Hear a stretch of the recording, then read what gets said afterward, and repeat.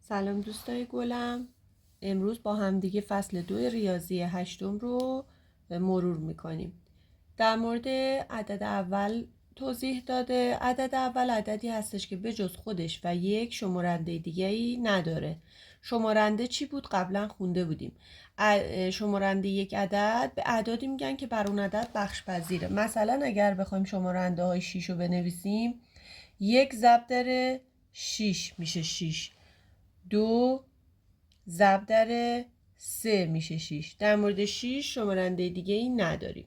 مثلا اگه بخوام 15 رو شمارنده هاشو بنویسم، می نویسم 1 ضرب در 15، 2 که بخش پذیر نیست 3 ضرب در 5، 4 که بخش پذیر نیست 5 هم که داریم. عدد مرکب چی هست؟ عددی که بیشتر از دو شمارنده داره. بچه توی اعداد اول مثلا 7 اول بود، چند تا شمارنده داشتیم؟ فقط یک بود و خودش. گفتیم اعداد اول اصلا خاصیتشون اینه که تنها شمارندهشون یک و خودش هست. پس عدد مرکب عددی هستش که بیشتر از این دوتا داره. مثلا در مورد 9 میتونیم بگیم یک هست شمارندهش، 3 هم هست، 3 ضرب در 3 میشه 9. پس 3 تا چون شمارنده داره این عدد مرکب هست. خب به میمیم رو میخوایم با هم دیگه مرور کنیم که در سال قبل هم خوندیم.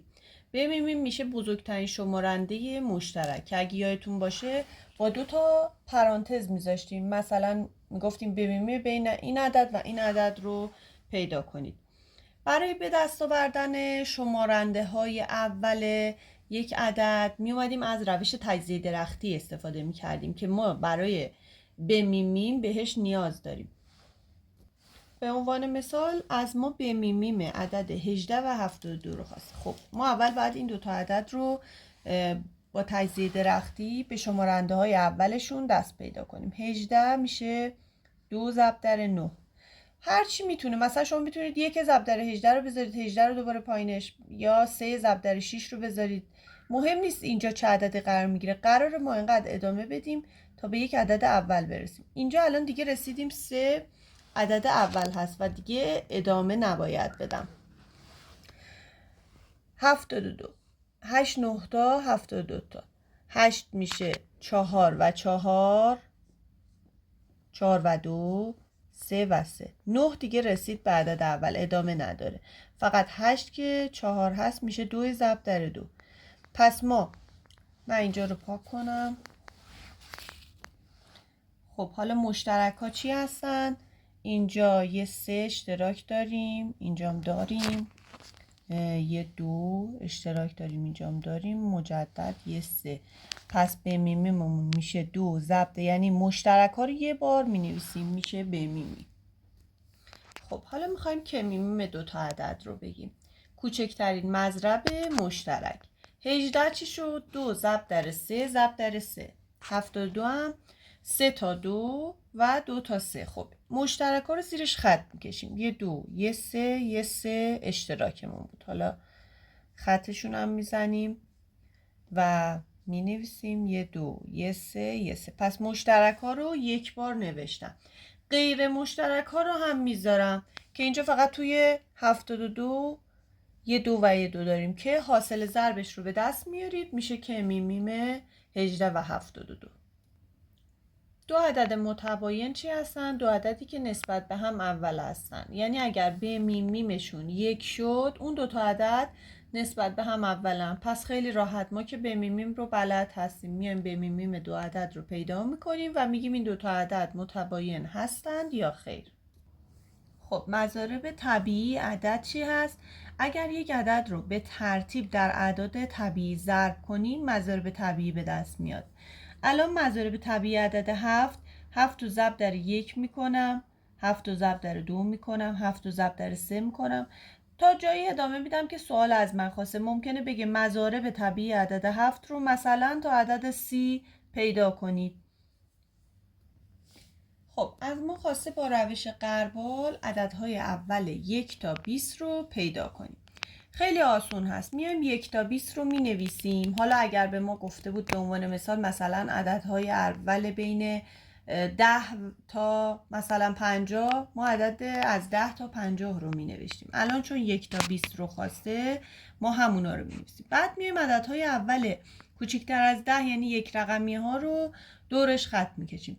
یک نه اول نه مرکب، 2 اول هست، 3 اول هست، 4 مرکبه، 5 اول هست، 6 مرکبه، 7 اول هست، 8 و 9 هم مرکب هست.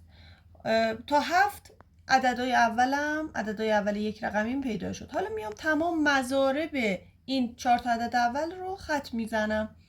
2 تا 4 تا، 2 3 تا 6 تا، 2 4 تا 8 تا، 2 5 تا 10 تا، 2 6 تا 12 تا، 2 7 تا 14 تا، 2 8 تا 16 تا، 2 9 تا 18 تا، 2 10 تا 20 تا.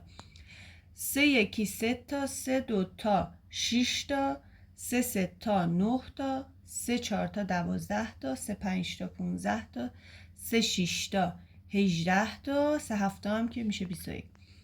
5 2 تا 10 تا که خط خورده، 5 3 تا 15 خط خورده، 5 4 تا 20 خط خورده.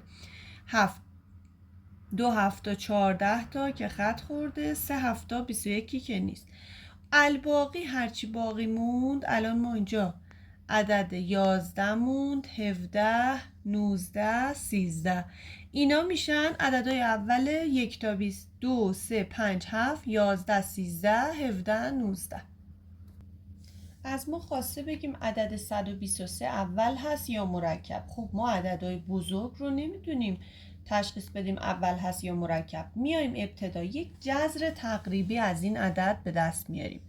123 میخوایم ببینیم تقریبا جذر چی میشه. 10 تا میشه 100 تا، پس باید بریم بالاتر. 11 تا میشه 121. خب خیلی نزدیک هست، پس باید 11 و یک مقداری بشه که حدوداً 11 و 1/10 میشه. خب ما اعداد اول کمتر از 11 رو می نویسیم. 2 3 5 7. میایم امتحان میکنیم ببینیم به این اعداد اول بخش پذیر هست یا نه. به 2 که بخش پذیر نیست چون یکانش 3 هست. به 3 مجموعش اگر بر 3 بخش پذیر باشه بر 3 بخش پذیره. 3 و 2 میشه 5 و 1 میشه 6، پس بر 3 بخش پذیره. بر 5 بخش پذیر نیست چون یکانش 0 یا 5 نیست. بر 7 میام امتحانش میکنم. 1 7 تا 7 تو 53 تا، 8 7 تا 56 تا، 7 7 تا 49 تا، پس بخش پذیر بر 7 هم نیست، فقط بر 3 بخش پذیر. پس 123 یه عدد اول نیست چون به جز 1 و 123 شمارنده دیگه ای هم داره، اونم 3 هست. خب دوستای خوبم، خلاصه این فصل تموم شد. سعی میکنم براتون سوالهای بیشتری از این فصل آماده کنم و بذارم. مرسی که با من همراه بودین. خدا نگهدار.